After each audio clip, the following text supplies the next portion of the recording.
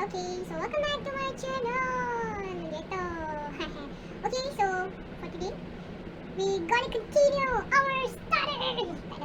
So today's video is about teaching of writing. Okay, so don't forget to subscribe. Bye. So for nature and purpose of writing, so yang ni memang kena hafal lah, aku tak ada nak tolong. So ni apa benda yang aku salin daripada dalam slide.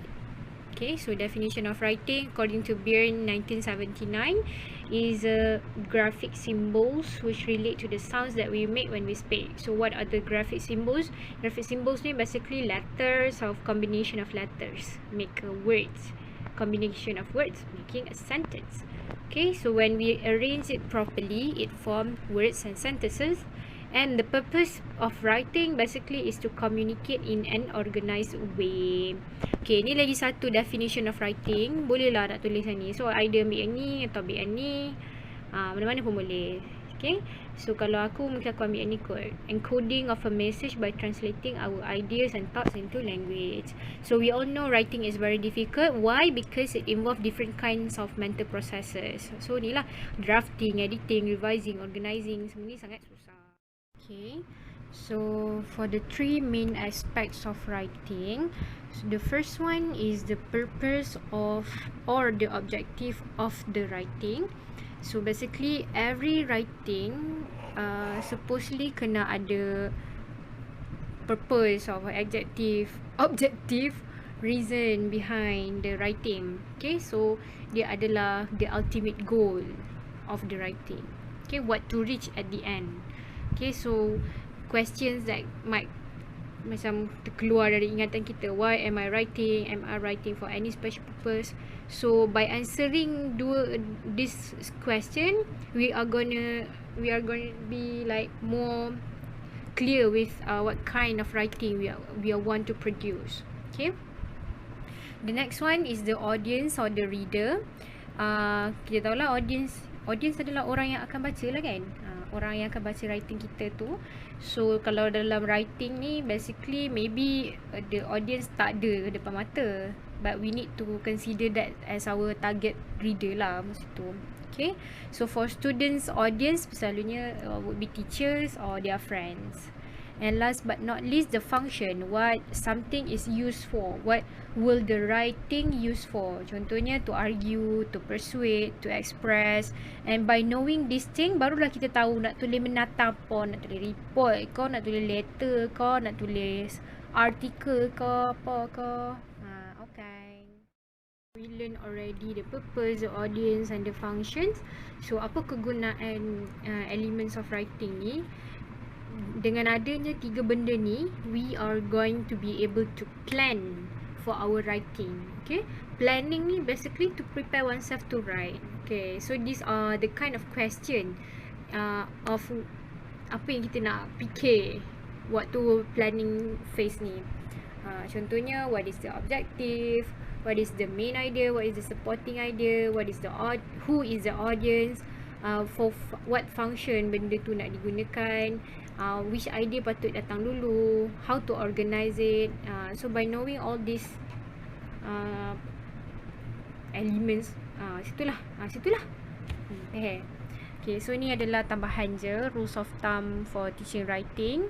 So first, consider students' needs, make the teaching functional and communicative, expose students to write first, then baru kita introduce macam-macam jenis text. And then expose the students to the process of writing. Maksudnya planning ni semua pun kena bagi diorang experience. Brainstorming, formatting, apa benda semua tu bagilah kat diorang. Okay, semua tu lah. Ini tambahan je. Okay. Sebenarnya aku dah record tapi terbalik pula. Okay, tak apa. Approaches to writing. Geramnya aku. Okay, the first approaches of writing is the control to free approach. Okay, so basically the background of this approach is okay, boleh baca.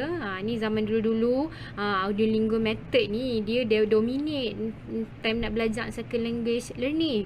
audiolingual method ni pula dia emphasizekan more on ni lah, speech and writing through mastering grammatical and synthetic forms. Okay, synthetic form ni sentence structure. So basically dengan dua benda ni kita tahu dia fokus more on accuracy. Okay, so macam mana berlakunya control to free? Okay, control tu bila, okay ni antara benda yang cikgu buat lah. Mula-mula cikgu bagi sentence exercises, lepas tu cikgu bagi paragraph exercises. What kind of exercise? Exercise yang memerlukan students to copy and manipulate grammatically. Okay, manipulate grammatically ni contohnya daripada question tukar jadi statement, daripada benda tu present tense jadi past tense. Okay, strictly do only what's given to them je. Okay, lepas diorang dah manipulate tu, teacher akan check.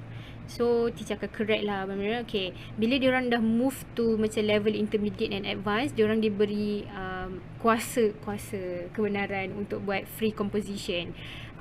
Control approach ni basically dia nak kurangkan errors of the writing of the students.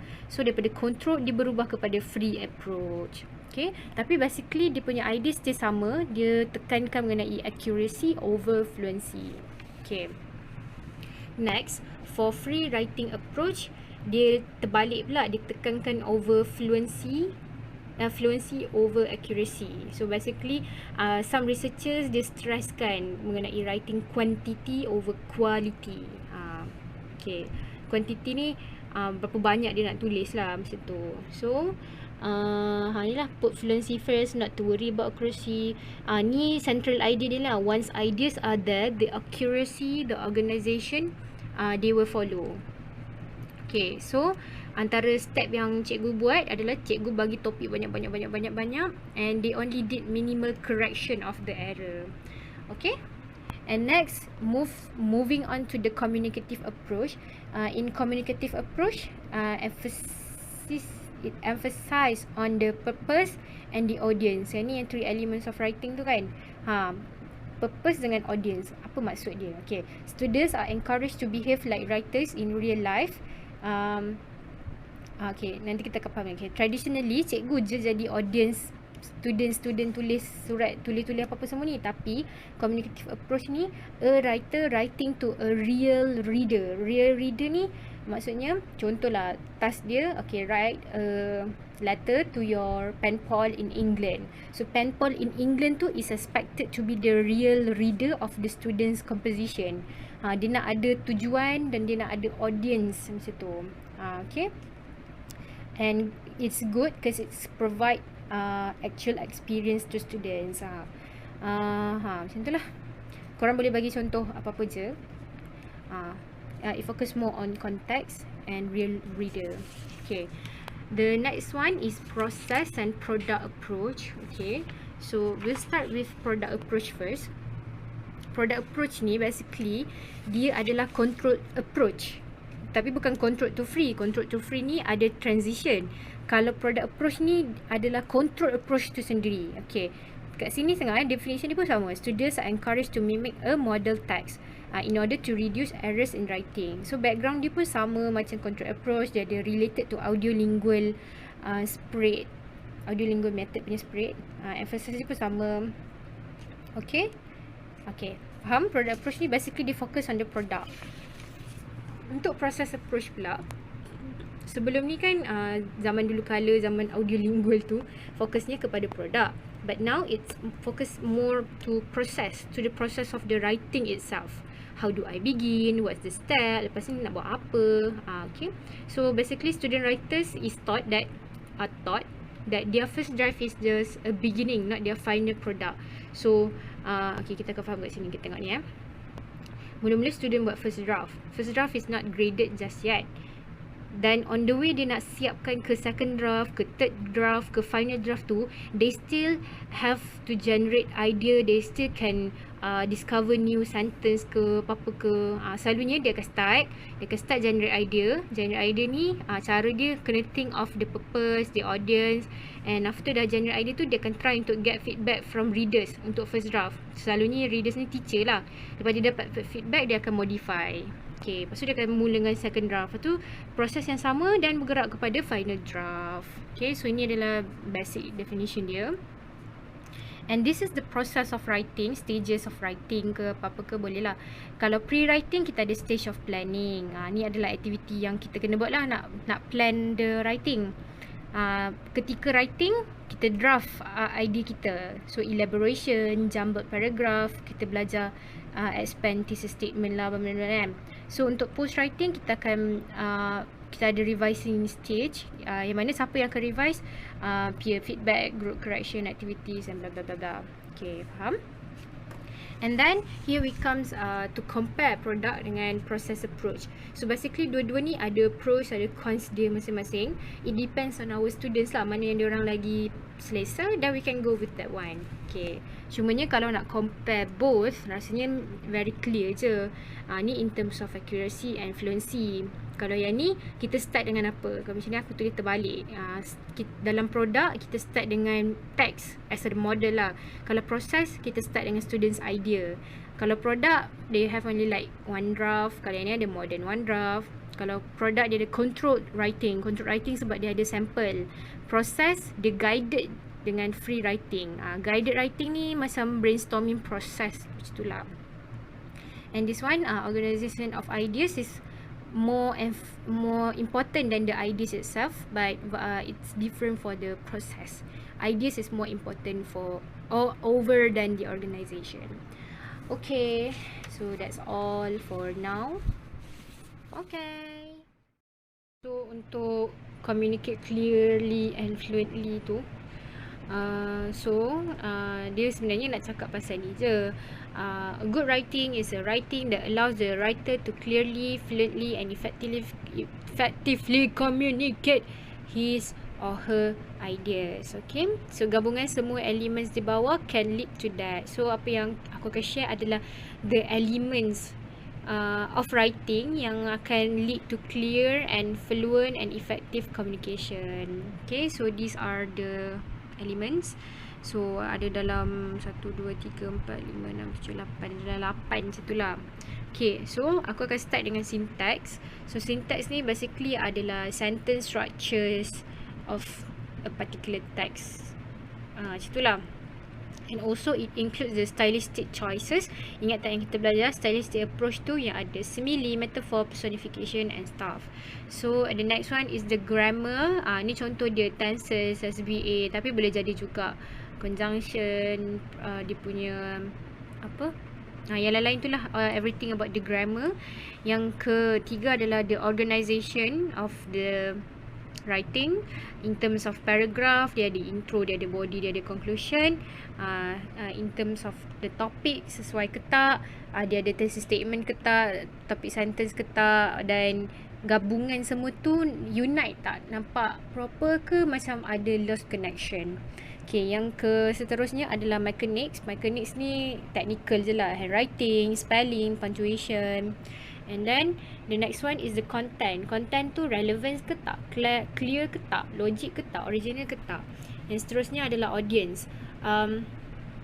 Audience tu adalah bahala aku tunjuk yang tu. Ini.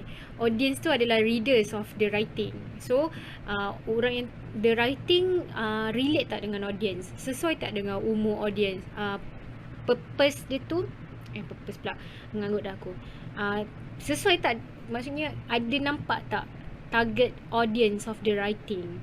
And bawa audience ada purpose juga tau, baru tambah ni. Okay, purpose ni dia kena ada purpose juga tau. Purpose, the reason for writing, either for argumentative ke, narrative ke, descriptive ke, complain ke, apa-apa ke. Okay, and also the smooth process of the writing, which is the writer's process lah. Yang dalam tu dia highlightkan 4 phase. Mula-mula getting the ideas, getting started, writing draft, and also lastly revising. Okay, and last but not least the word choice. So word choice includes the vocabs used, the idioms used, the tone sesuai ke tak. Okay, so untuk hafal semua ni aku buat formula ni. Saya geram orang Melayu, conteng, Audi Pink, warisan peninggalan Wang Chia. Syntax, grammar, organization, mechanics, content. Audi Pink, audience dengan purpose. So audience dengan purpose ni sebenarnya dia purpose bawa audience, tapi sebab nak ingat juga aku pun buatlah Audi Pink. Writer's process and word choice. Okay, next. For the topic of using pictures to teach writing, aku rasa lah dia bukanlah very much pictures, it's more like graphic aids like that lah. Okay, so what are the graphic aids? So these are the graphic aids. One picture sets, diagrams, tables, charts, maps, internet maps.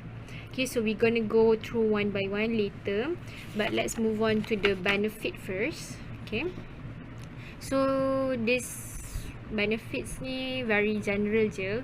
Kalau korang nak ingat, boleh ingat. Kalau tak, fahamkan je lah. So basically dia motivate the students, ya Allah ya Rahman ya Rahim. Lepas tu it provide real world connection to students, it give context to the learning.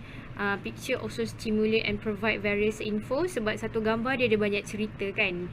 And also to teachers, pictures are easy to prepare, easy to organize, and pictures also can be used to all level of language learners kan. Okay, and last but not least, they provide meaningful and authentic use of the language. Okay, how to use it, the strategies to use it, yang ni adalah macam to the student in class, could be whole class discussion, pair work or individual. Dan yang ni cara gambar tu digunakan untuk give context or give real communicative task. Okay, to have this, we can also ask students to bring their own pictures for their authenticity lah, untuk embrace the authenticity element gitu.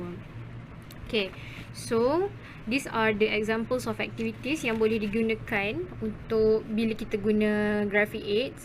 So boleh guna role play, buat role play, Q&A, guided composition, controlled composition, sentence making, sentence combining, paragraph completing, paragraph combining, compare and contrast, and description. Okay, so let's go one by one. Okay, so for one normal picture, kita tengok yang arrow pink, ada dua benda yang dititik beratkan, which is sequencing and multiple techniques.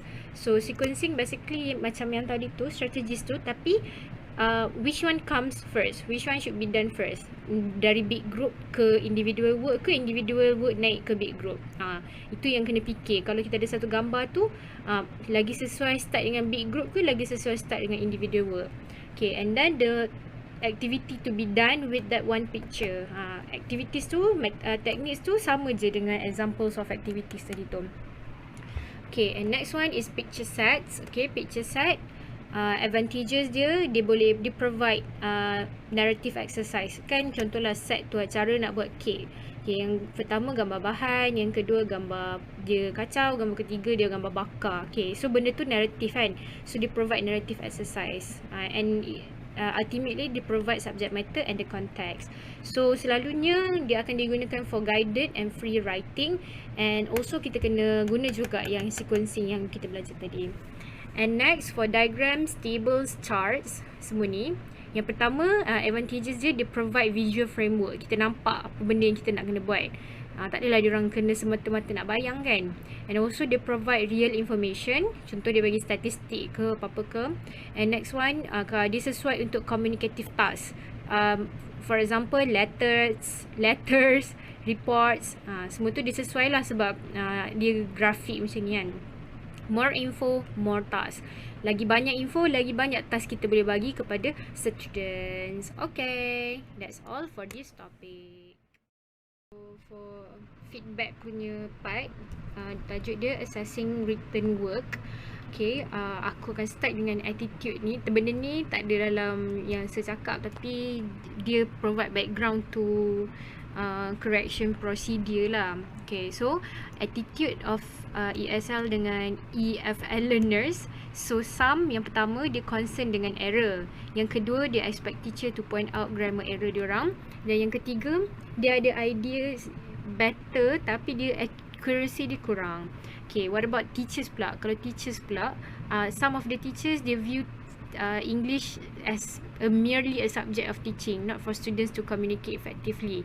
And some of the others, they prefer to focus more on the grammar than the content. Macam tu. And some others, they ada high expectation on accuracy. Okay, berkata samalah dengan dua jenis ni. So bila dia banyak sangat ada expectation to accuracy, so dia banyaklah correct grammar error, and which sometimes leads to overcorrecting. Okay, overcorrecting is not good because it will demotivate the students. So what can they do? They have to balance antara accurate and treating students sensitively ni. Maksud dia menerima segala idea diorang, macam tu. Okay, so dua benda ni penting untuk kita tahu background kenapa correction procedure tu penting kepada both the learners and both the teachers. Okay, so apa yang cikgu patut buat for this particular issue kan, particular problem ni dengan problem ni. So one of the suggested ideas to widen the evaluation aspect of the writing task. So instead of just focus on grammar, kita includekan sekali language, ideas, readers response. Yang ni rubrik tu selalu kita akan masukkan yang ni. Cadangan kedua adalah untuk buat general evaluation. After buat general evaluation dalam kelas ramai-ramai tu, baru bergerak buat peer reviewing, groups by groups macam tu, ataupun one by one ke. And then teacher also waktu general evaluation tu dan peer reviewing tu, teacher comment the strengths and the weaknesses. So tak adalah macam marking lepas tu hantar terus macam tu je. Okay, last but not least adalah cadangan to use proper correction procedure. Okay, so correction procedure ni ada 5. Yes. Okay, kat sini aku tulis 4 je. Jadi kita akan explain dengan lebih banyak. So the first one, ni lah, tengok ni. Okay, so kita akan terus bergerak kepada correction procedure. Okay, ni adalah correction procedure. The first types of correction procedure is to correct all mistakes. So basically semua benda nak betulkan, salah eja betulkan, salah sentence structure nak betulkan, salah grammar nak betulkan.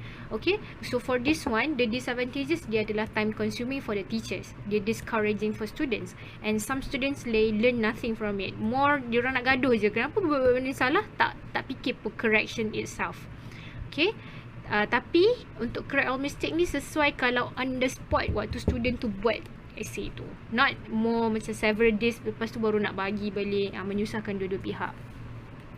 And then the next one is to correct mistakes selectively. So teacher does not attempt to correct all mistakes in one piece, only in certain areas. Contohnya cikgu tu fokus, okay hari ni aku nak betulkan tenses je. So bila dia check, dia hanya mark wrong part tenses ke part yang dia nak fokus tu je lah.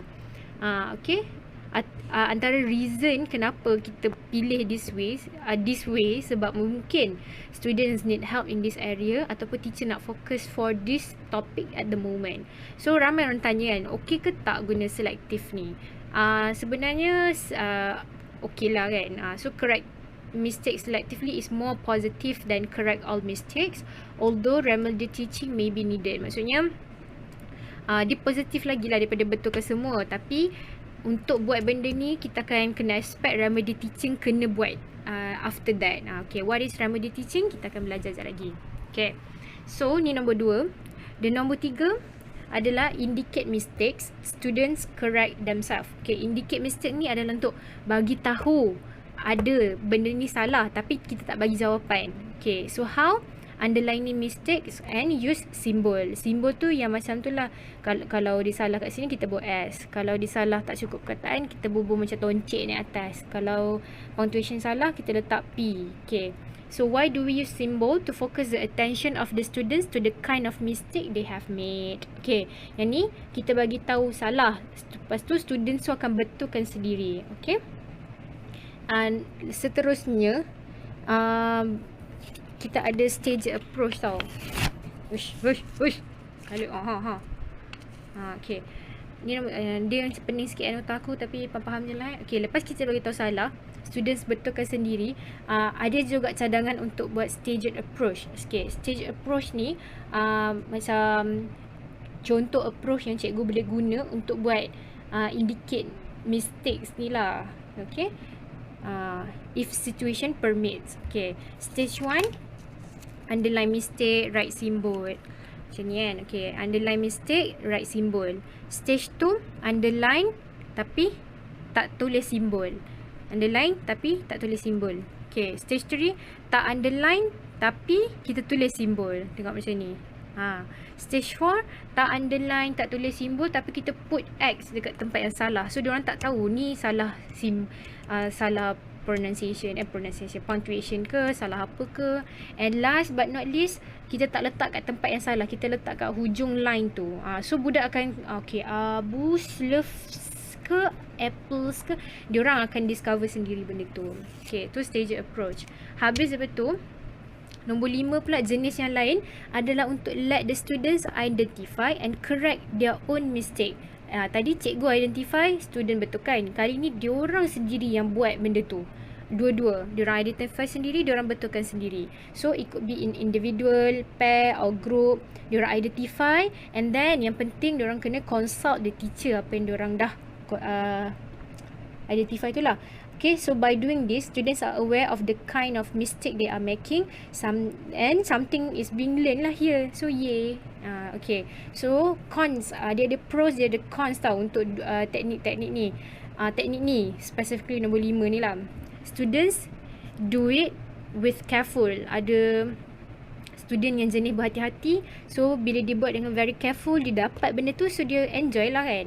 Okay, cons dia pula, students may not bother if they are left to identify on their own. Ada student setengah je yang betul-betul okay, berminat lah nak tahu masalah diorang. Ada student yang tak berminat langsung. Okay, and next one is may take up lots of class time. Banyak sebab setiap kali diorang dah betulkan, diorang kena consult teacher ni semua tu. Okay, other than all this correction procedure, 5 correction procedure ni, ada juga other things yang dicadangkan untuk dibuat kepada cikgu-cikgu. Dia ada method lah. Yang pertama, explain a mistake. So write comment in the margin. Dalam tulisan tu, okay, kita tulis salah. Okay, salah apa kat sini. Ataupun dekat belakang sekali paper tu, baru kita tulis, okay, you have a problem in the usage of tenses, blah blah blah blah. So they useful to draw attention for recurrent mistakes in area. Recurrent ni mistake yang berulang-ulang. Sesuai lah guna explain a mistake ni. Okay, and nombor 2, tell students that they should consult teachers about the mistake found. Okay, consult and discuss, and waktu ni students as well can suggest how to correct waktu this consultation ni. Okay, last but not least, use the mistake as the basis of remedial teaching. Okay, so macam yang case correct mistake selectively ni kan, cikgu nampak, oh banyak rupanya student ni yang macam tak berapa faham lagi past tense. So cikgu akan buat remedial teaching. Okay, remedial teaching ni sama ada nak buat individual assessment macam worksheet kita bagi kat diorang. Okay, kita nak bagi diorang faham balik apa tu tenses, ataupun explanation atau extra class. Habis kelas tu, okay, ajar lagi sekali tenses ni macam mana, mock macam extra teaching of the particular topic tu lah. Ni exercises oral ataupun written. So all this it is designed to correct mistake. Okay, so basically untuk semua benda ni, conclusion dia tak ada satu pun yang top each other. Semua benda ni dia depends on the error, depends on the students. Cikgu boleh tukar-tukar to suit the needs of the students. Okay, next kita kembali balik kepada correction techniques. Tadi kita dah belajar pasal correction procedure. So this is for marking and correction techniques. Okay, first kita kena mark positively, should not be discouraging. Okay, so ni cadangan dia. Instead of kita deduct point setiap kali salah, apa kata kita tambah setiap kali dia orang dapat betul. So kita nak bagi dia positif lah. And for mark selectively, yang ni macam yang tadi tu, yang correct mistake selectively tu. Sebab kalau banyak sangat merah, nanti diorang akan cepat discourage. Okay, leave other mistakes for other time.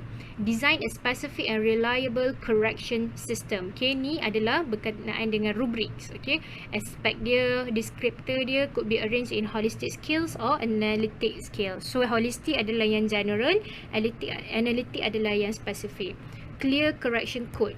correction code ni adalah simbol yang semua-semua tadi tu lah. Make sure very clear dan every students know the code. Tak adalah nanti diorang terpinga-pinga ke. Lepas tu kalau diorang nak buat identifying tu sendiri pun diorang boleh guna code yang kita dah standardizekan ni. And next is self-assessment. Teacher marks, student identify and student correctkan.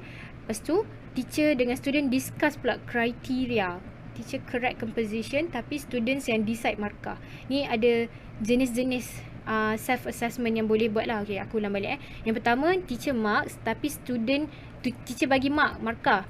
Tapi student identify and correct themselves. Kalau yang ni, teacher and student decide on one criteria. Teacher betulkan benda tu tapi student pula yang decide marks. Student in group read, criticize and proofread. Yang ni diorang assess sendiri but in group.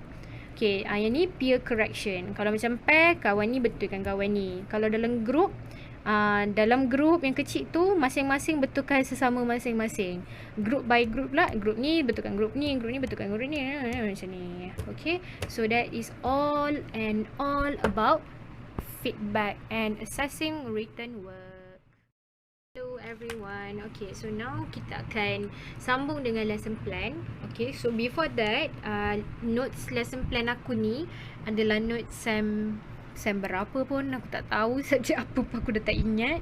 So aku guna je yang lama sebab basically benda yang sama je kan. And thank you to Ome for sharing her notes sebab aku pun mula-mula lost. Pada semua yang tak tahu, Ome cakap kalau nak faham, tengok balik nota korang pada tarikh 10 hari bulan 10. Okay, so let's start. Aku akan highlightkan mana yang se-highlight dalam kelas je lah kan. Okay, so basically lesson plan ni is a detailed description of what the teacher wants to teach for that particular lesson lah. Dia nak guide his or her class learning. Okay, so ni macam biasa kalau kita tengok macam bahagian atas kita punya tu, ada dah ni subject, class duration, level, topic ni, background details dia lah. Okay, then we have the general objective, GO. Yang ni yang very general punya, what we want the students to learn, macam tu lah. Expected goals of the curriculum. Yang ni yang cakap. Okay, and next let's go to the learning outcomes. Yang ni yang penting. So basically learning outcomes is what the students must be able to do at the end of the lesson. Okay, semua orang pun tahu. We usually use ABCD model, audience, behavior, condition and degree. But ada satu lagi model which is majors. Aku rasa majors model, tapi aku tak tahu kenapa aku tulis majors way. Tapi tak apalah, mana-mana pun. Tapi basically dia beza kat sini je. Dia guna performance, condition and criterion instead of ABCD. So basically dia sama je dua-dua ni. Okay, and ni mesti smart. Okay, semua tahu kan smart? Specific, attainable, reasonable, timely. Okay, lepas tu adalah importance of learning outcome. Okay, tapi importance ni korang goreng-goreng je lah. For the students to know the purpose, for teachers to design and know the suitable learning strategies, assessment strategies. Yang ni yang lama punya ni, aku tak ingat dah. Oh ni, can be designed using Bloom's cognitive taxonomy with 3 domains. Cognitive, affective and psychomotor. Okay, tak apa, tak penting. Wah. Okay, now we have previous knowledge, apa yang diorang dah belajar. And then we also have set induction. Okay, set induction highlighted by Sir juga. We use it to attract students' attention, to get started with new topic, and ni divert students from what they are doing. Diorang tengah bising-bising, we want to divert them. So we use set induction. Okay, what kind of things we can do in set induction? Okay, ni we can use story, teaching aids, blah blah blah. Okay, yang ni yang di highlight dalam kelas. Contoh yang pertama adalah to pose questions. Okay, question yang boleh di-pose adalah should be controversial and should be something that make them think. Okay, and also can ask them to tell stories, use realia, answer, highlight, avoid using electronic devices. We all know, so tak suka kan. And don't do it if you are late. Okay, and next for content development. Okay, there are 3 types of lesson. Okay, sebelum kita boleh develop pembelajaran tu, kita kena tahu the kind of class that we want to conduct. Okay, sama ada kita nak buat kelas yang student centered, teacher centered or material centered. Tapi material centered ni selalunya science stream punya classes, so we don't really use material centered lah. Okay, so untuk tahu sama ada student centered or teacher centered, sepatutnya dia tak ada satu yang spesifik daripada awal sampai habis kelas. Macam tu. Not supposed to do all the time throughout the class. So how we use whole class method? Whole class method ni kita ada teacher, student, teacher, student, teacher, student, teacher, student, teacher. Begins with teacher, ends with teacher juga. Okay, at the same time kita apply. Maksudnya benda ni kita apply PPPP juga di dalam PPPP. Okay, P yang pertama, okay, ni akan belajar macam kita grammar lah balik kan.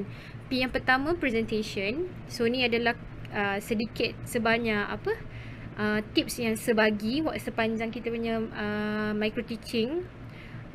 Bolehlah faham, sama je, biasa je. Okay, aku nak highlight ni, boleh guna instructional aids. Okay, untuk guna instructional aids, elements to consider adalah the usability, the authenticity and the practicality. Okay, kita tahu untuk practicality ni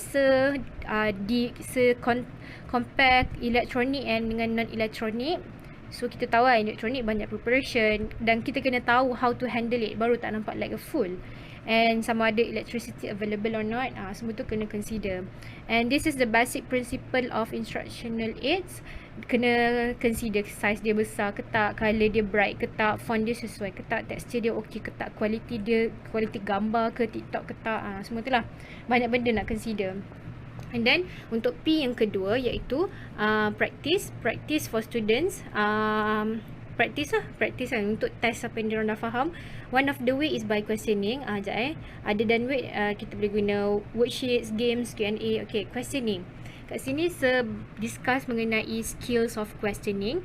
First, kita kena pose worthwhile questions.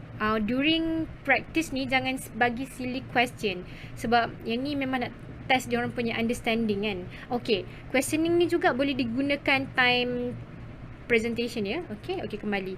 Okay, silly question is allowed only in set induction only. Okay, cara kita nak question diorang pula, kita throw the question to whole class, not only to specific person. Okay, what do you know this? Jangan tanya Amin, do you know? Okay, ni adalah flow kalau kita nak tanya student. Mula kita throw dulu. Lepas tu kita tanya, ada orang nak jawab tak? As for volunteer.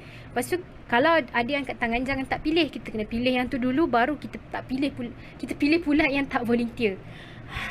Okay. And lastly, the production. Okay, so production ni could be project, notes, homework. Benda tu tak semestinya only during the class. It could be done also after class.